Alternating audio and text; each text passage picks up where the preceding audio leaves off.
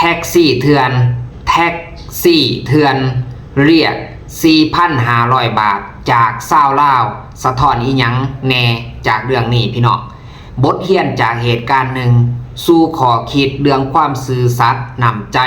และกมิตรภาพไทยลาวพี่น้อง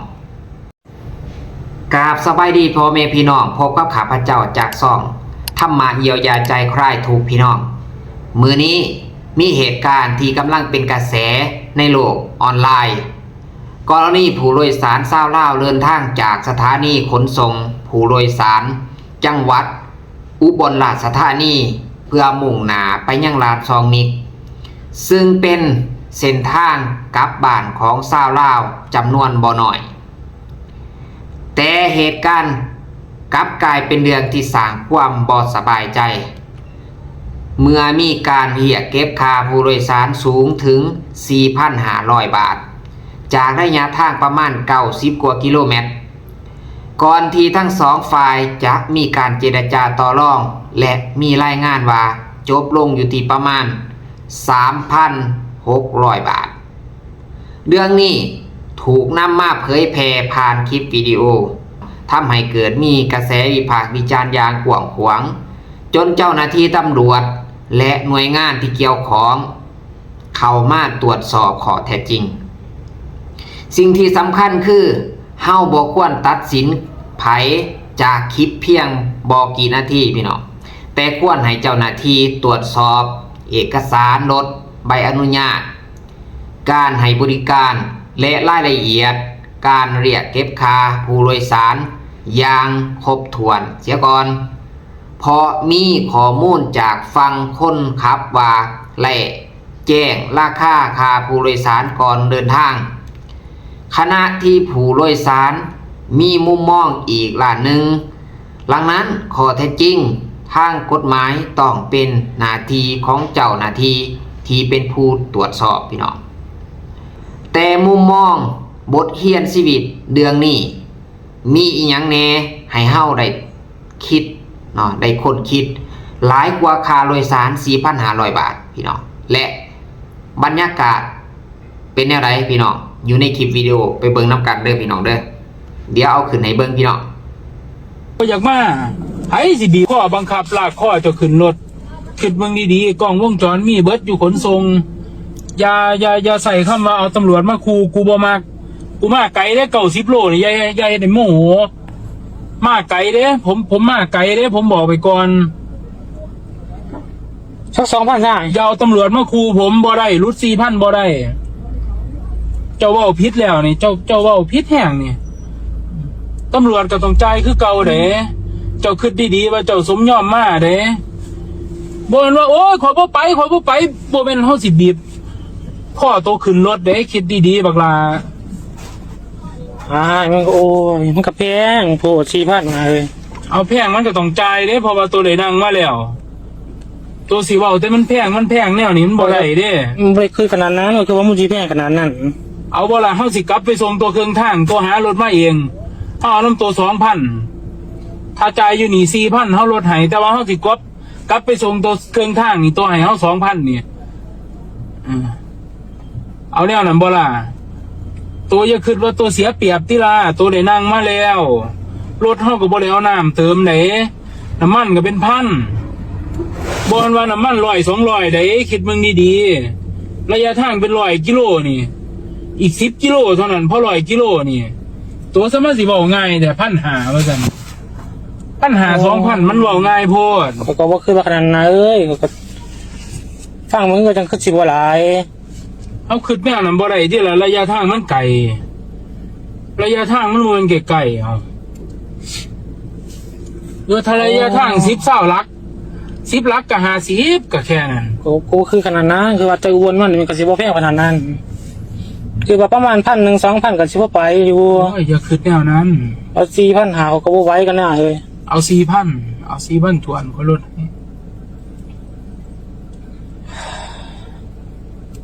เอาเคลียร์เงินรถครับ 3,500 ป่ะเอา 3,800 ผมก็บอกบ่ยากเพราะเม็ดดอกแต่ว่าให้เข้าใจกันน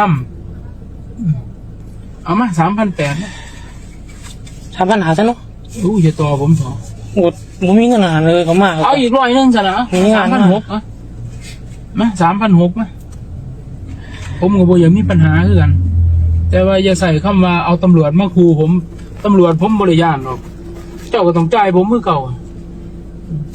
ก็บ่ได้อยากคู่ให้ดอกแต่ว่ามัน อย่า ก็แพ ขู่อย่าขู่กูบ่ได้ย่านกูบอกไว้ก่อนให้โตเข้าใจง่ายๆขู่เฮาบ่ได้ย่านอย่าขู่โตเป็นไผมาขู่เฮาเดี๋ยวนี้ เขาบ่ได้คู่ให้เขา โตอย่าเอาคำว่าตำรวจอย่าว่าอันนี้ติล่ะไปตำรวจเฮาก็ไปแต่ว่าเข้าใจบ่ว่ามันเสียเวลาโตต้องจ่ายเฮาคือเก่าเขาก็สิถามว่ามาแนวใดลักละ50แจ้งมาก็แค่นั้นมันหลายเที่ยวหลายหยังล่ะได้ขึ้นนี่บ่ได้ว่านี่ได้แต่วันเสียเวลาโตหูอยู่บ่เฮาเก็บโตเต็มนี่ ฟังมันก็คือจังบ่แพงขนาดนั้นเลยมันขึ้นมาว่ามันก็โอ้ เนี่ยตัวกับมึงที่ละ90หลักเนี่ย และนี่ก็คือคลิปเสียงเนาะพี่น้องเนาะที่ว่าหนุ่มลาวได้ถ่ายไว้เนาะได้ถ่ายเก็บไว้เนาะเกี่ยวกับการต่อรองกันเรื่องราคาเนาะเรื่องค่ารถเนาะพี่น้องเนาะจนลดลงมาเหลือเพียงแต่ 3,600 เนาะพี่น้องเนาะจาก 4,500 พี่น้องต่อรองกันบักนานพี่น้อง3เสียได้ 3,600 พี่น้องทุกคนได้คิดเห็นแนวใดแพงบ่หรือถือพี่น้องลองคอมเมนต์ลองแสดงความคิดเห็นนำกันเด้อพี่น้องจากสถานีผู้โดยสารจังหวัดอุบลราชธานีมา2มีกเด้อพี่น้องเด้อนี่เด้อระยะทางประมาณ90กว่ากิโลเนาะพี่น้องในราคา 4,500 นี่ทุกคนคิดว่ามันแพงบ่หรือถือพี่น้อง แม่บ่เคลียร์บ่ได้ลงรถได้นี่ ฝนเข้าเท้าคล้องลงอยู่ไหอยู่หุ่น เงินก็ร้ายตรงนี้มีเงินเหมือนวันนี้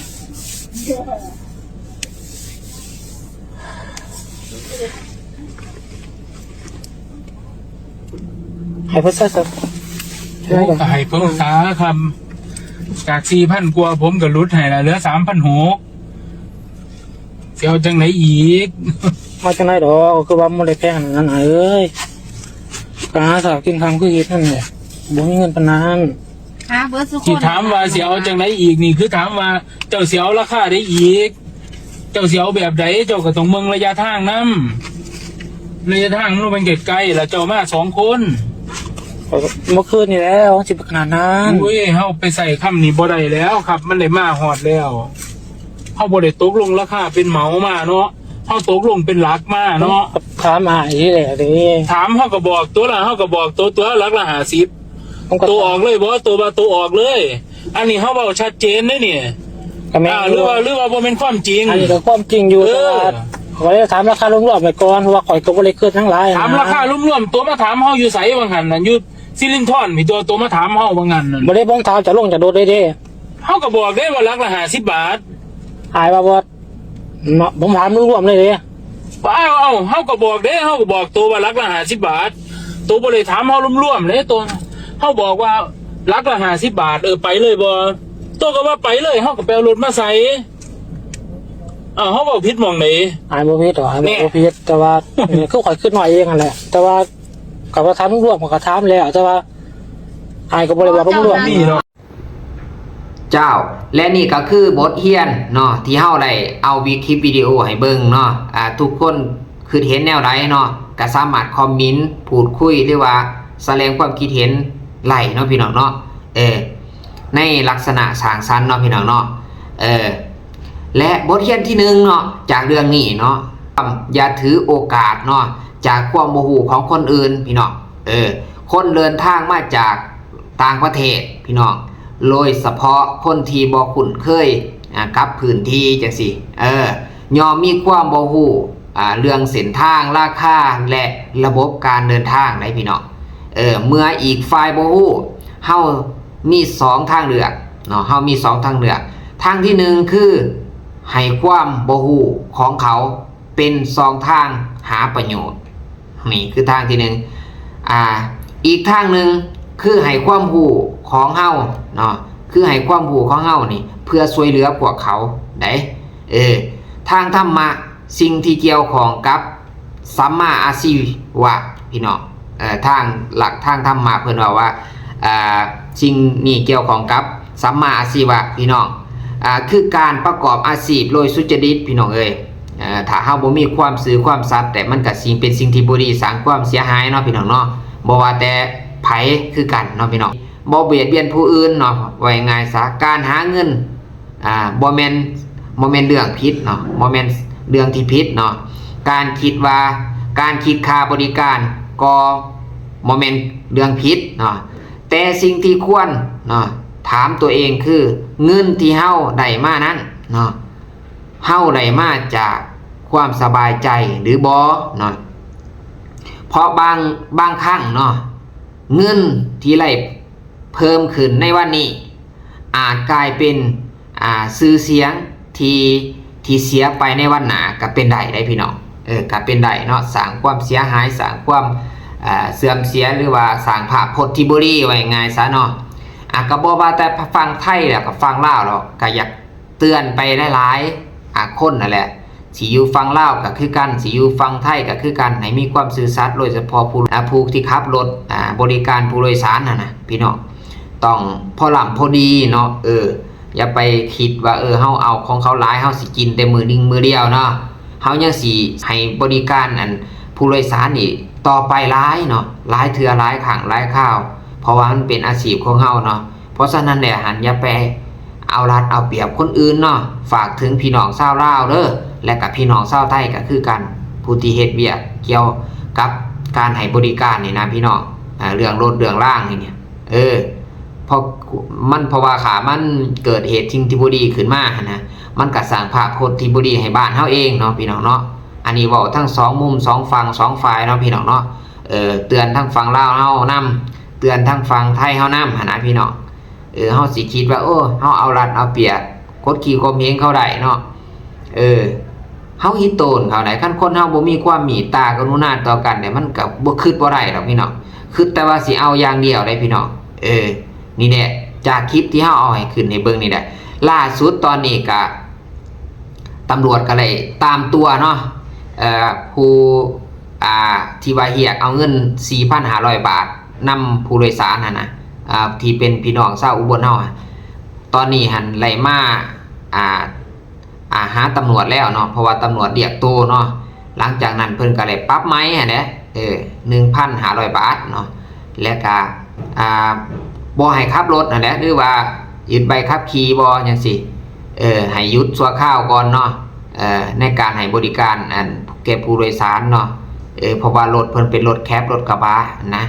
อาจสิบ่ถูกต้องตามระเบียบปานใดเนาะเพิ่นก็ได้ปรับไหมไป 1,500 บาทเหลือนั่นก็สิแม่น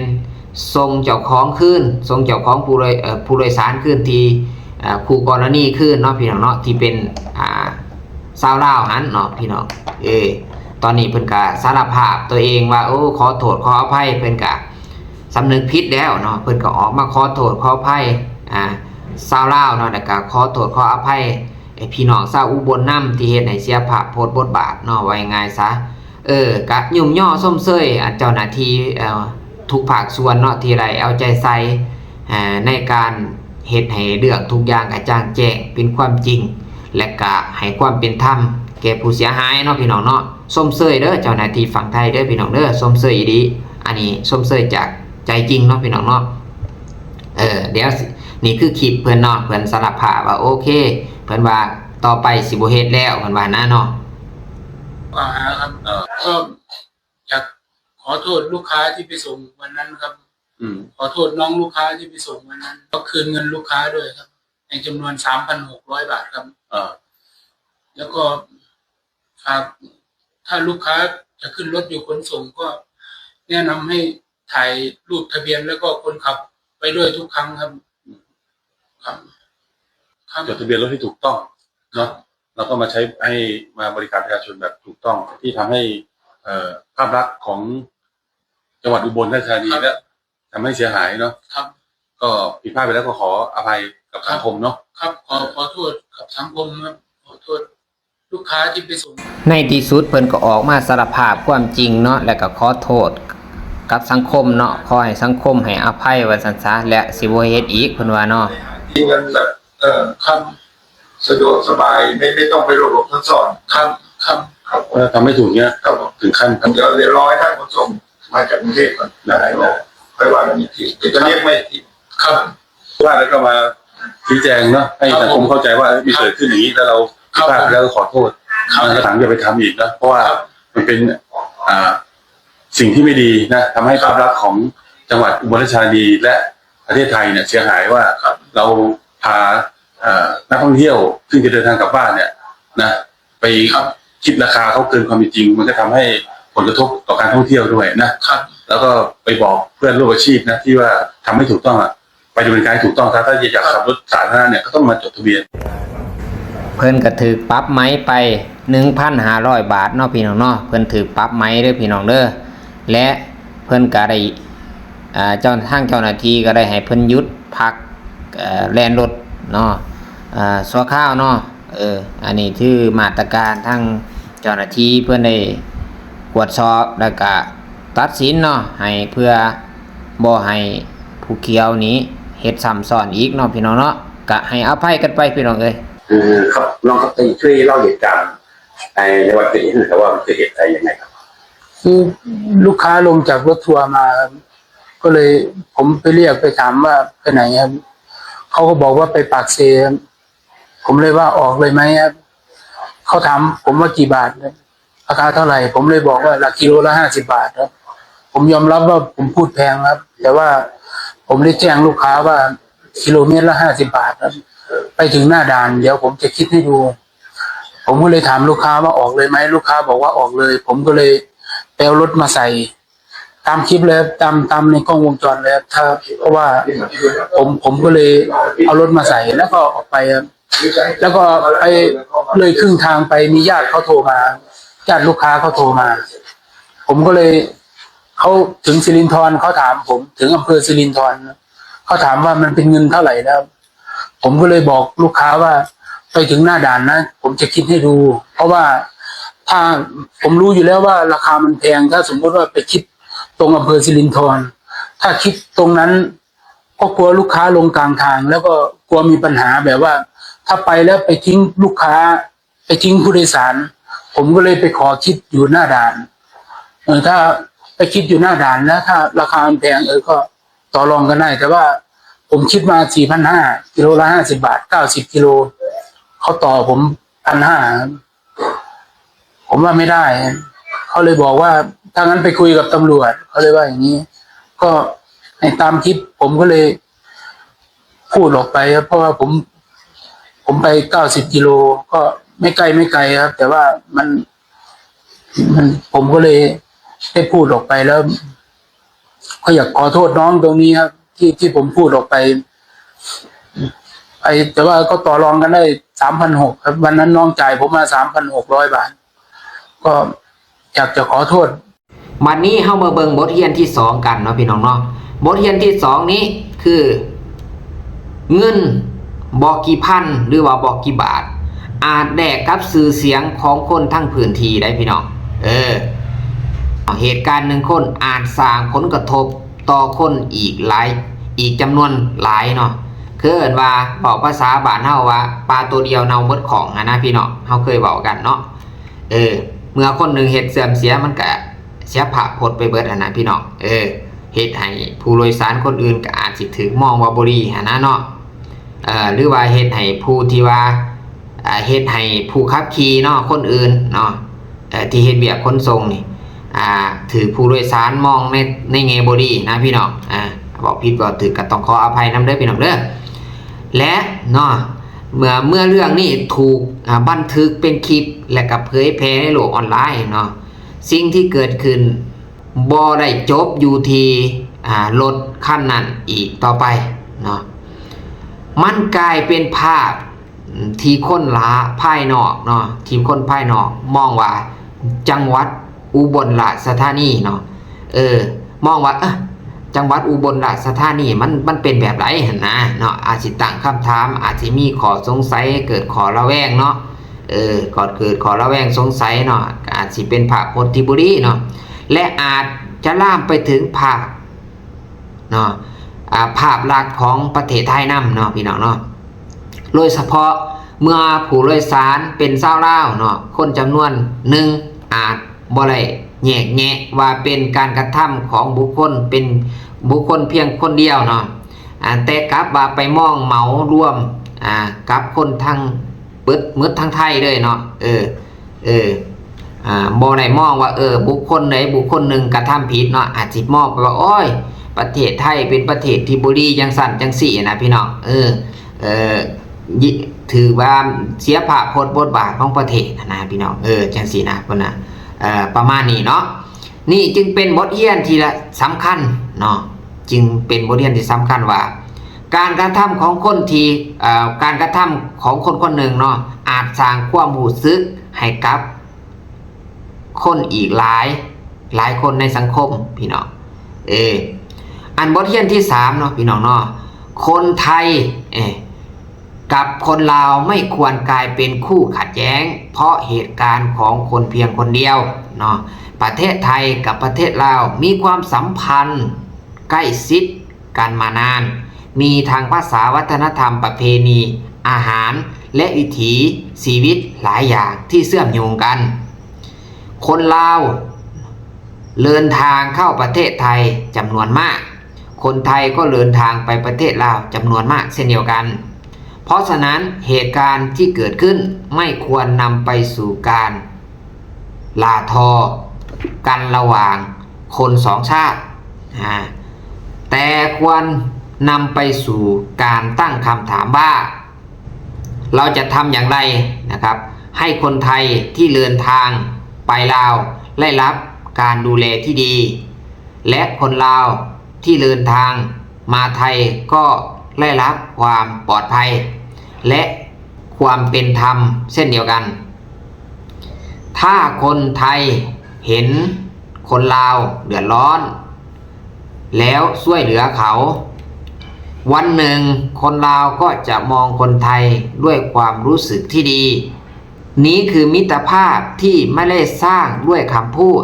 แต่สร้างด้วยการกระทำบทเรียนที่4ความซื่อสัตย์มีค่ามากกว่าเงินในทางธรรมะความซื่อสัตย์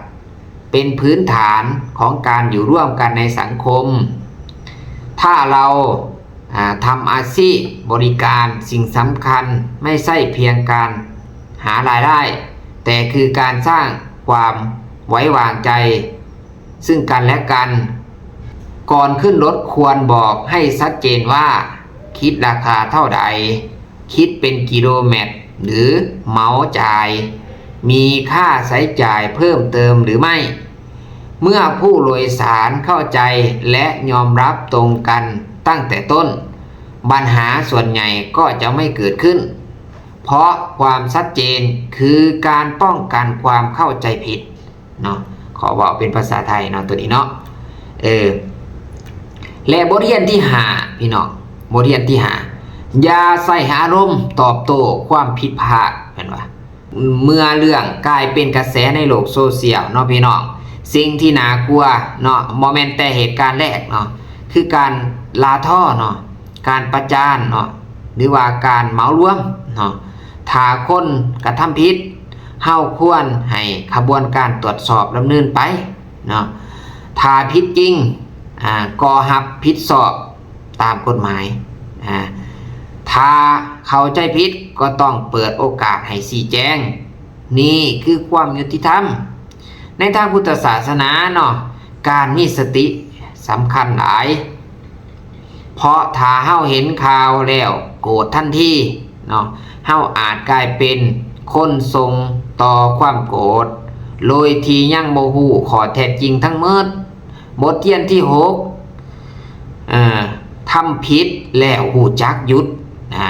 คือจุดเริ่มต้นของการแก้ไขเนาะเมื่อสังคมให้อภัยแล้วเฮาก็บ่ทำผิดอีกเนาะพยายามปรับปรุงตนเองเนาะหากการตรวจสอบของเจ้าหน้าที่เนาะพบว่ามีการกระทำผิดและผู้เกี่ยวข้องยอมรับผิดพร้อมรับบทลงโทษและรับปากจะบ่กระทำอีกสิ่งหนึ่งที่ควรเกิดขึ้นคือการนำเรื่องนี่ไปเป็นบทเรียน สำคัญเด้อพี่น้องเด้อเฮาสิถอดถอนบทเรียนหยังแน่จากเรื่องนี้อันนั้นเฮาควรคิดเนาะพี่น้องเนาะมันมีบทเรียนเบิดเนาะทุกประเด็นทุกชิงทุกอย่างมีบทเรียนที่ย้อนกลับมาให้เฮาได้ย้ำคิดพินิจพิจารณาได้พี่น้องได้การลงโทษมีไว้เพื่อให้เกิดความรับผิดชอบเนาะแต่การสำนึกผิดมีไว้เพื่อให้คนเฮานี่กลับตัวสองสิ่งนี้มีความสำคัญบ่แพ้กันเพราะบ่มีไผย้อนกลับไปแก้ไขเหตุการณ์เมื่อวานได้แต่ทุกคนสามารถเลือกได้ว่าพรุ่งนี้นะจะเป็นแบบเดิมหรือจะเป็นคนที่ดีกว่าเดิมนะสำคัญหลายพี่น้องเป็นคำบอกที่ดีหลายเนาะและสำหรับคนที่เดินทางจากลาวมาไทยเองก็มีบทเรียนเช่นกันก่อนขึ้นรถรับจ้างเนาะควรถามราคาให้ชัดเจนตั้งแต่แรกถ้าเป็นไปได้ให้ถามว่าเป็นรถประเภทใดมีใบอนุญาตหรือบอและราคาเหมารวมเท่าใดถ้ามีข้อสงสัยควรถ่ายภาพรถหรือข้อมูลที่จำเป็นไว้และหากเกิดปัญหาควรเก็บหลักฐานเช่นคลิปเสียงข้อความหรือข้อมูลการชำระเงินเพื่อให้เจ้าหน้าที่ตรวจสอบได้การป้องกันตัวบ่แม่นการบ่ไว้วางใจคนไทยเนาะแต่คือการรู้จักรักษาสิทธิ์ของตนเองเนาะสุดท้ายพี่น้องเรื่องนี้บ่ควรจบลงด้วยคำว่าคนไทยบ่ดีหรือคนลาวบ่ดีพี่น้องเพราะคนดีและคนบ่ดีมีอยู่ในทุกศาสตร์พี่น้องคนดี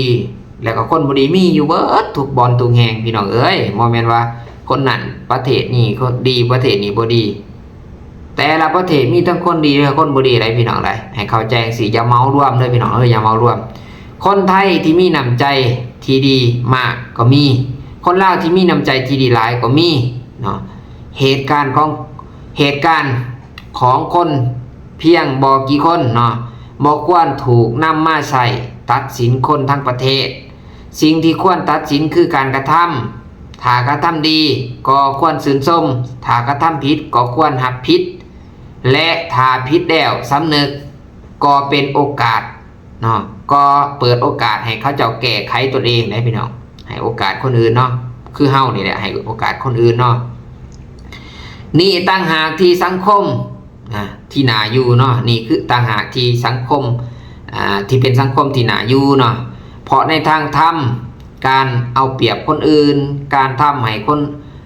การทำให้เฮาอะไรเงินเพิ่มขึ้นในวันนี้เนาะแต่การเอาเปรียบคนอื่นอาจทำให้เฮาได้เงินเพิ่มขึ้นในวันนี้แต่การมีเมตตาและความซื่อสัตย์อาจทำให้เฮาและสิ่งที่มีค่ากว่าเงินนั่นคือความไว้วางใจและความเคารพจากผู้อื่นประเทศไทยกับลาวอยู่ใกล้กันพี่น้องผู้คนเดินทางข้ามพรมแดนไปมาหากันหักแพงซึ่งกันและกันขอให้เหตุการณ์ครั้งนี้เป็นบทเรียนบ่แม่นกำแพงระหว่างสองประเทศให้คนไทยดูแลแขกผู้มาเยือนด้วยน้ำใจให้พี่น้องลาวเดินทางมาไทยหูจักปกป้องสิทธิ์ของตนเองและให้ทุกคนยึดความถูกต้องความซื่อสัตย์และความเมตตาเป็นดักได้พี่น้องได้พอสุดท้ายแล้วบ่ว่าเฮาจะเป็นคนไทยหรือว่าคนลาวเฮาก็เป็นมนุษย์เหมือนกันเนาะพี่น้องเนาะและสิ่งที่ทำให้เฮาอยู่รวมกันอย่างมีความสุขนั่นก็คือบ่แม่นเงินเนาะแต่คือน้ำใจความซื่อสัตย์และความเคารพซึ่งกันและกันอันนี้ก็เป็นข่าวที่มีกระแสดราม่าเนาะในโลกโซเชียลมีเดียมาฝากทุกคนเนาะเพื่อให้ทุกคนได้ถอดถอนเอาบทเรียนจากเรื่องนี้เนาะว่าการที่หากินโดยความสุจริตซื่อสัตย์เนาะบ่เอารัดเอาเปรียบคนอื่นจนเกินไปได้พี่น้องได้อันนี้ก็สร้างความสุขให้เฮาสร้างความไว้เนื้อเชื่อใจผ พุ่นบ้านพี่นี่บ้านน้องปองรองหักแกนเนาะพี่น้องมีแต่ความแน่นแฟนหวานจ่อยเข้าใจกันนะพี่น้องนะกะขอให้ทุกคนเอาเรื่องนี้เป็นบทเรียนนะพี่น้องเนาะทางผู้เพิ่นกระทำผิดเพิ่นก็มาขอโทษขออภัยและก็ควรให้อภัยเพิ่นแต่ก็เพื่อให้ขอให้เพิ่นไปปรับตนปรับโตเนาะว่าไปสำนึกผิดแล้วก็ไปแก้โตเนาะปรับปรุงตนเองใหม่เนาะและก็ฝากทั้งสองฝั่งเนาะพี่น้องชาวลาวชาวไทยเนาะก็จงอยู่รวมกันโดยอย่างมีความสุขเนาะทั้งผู้ให้บริการทั้งฝั่งลาวก็หับตอนเพิ่นอย่างดีเนาะหับตอนพี่น้องชาวไทยอย่างดีแล้วก็พี่น้องชาวไทยก็หับตอนพี่น้องคนลาวอย่างดีเนาะพี่น้องเนาะก็สิมีสำนีเนาะพี่น้องเนาะขอมุกขอบใจเนาะสุดท้ายนี้ก็ขอให้ทุกคนหักกันแพงกันเนาะพี่น้องเนาะขอมุกขอบใจหลายๆพี่น้อง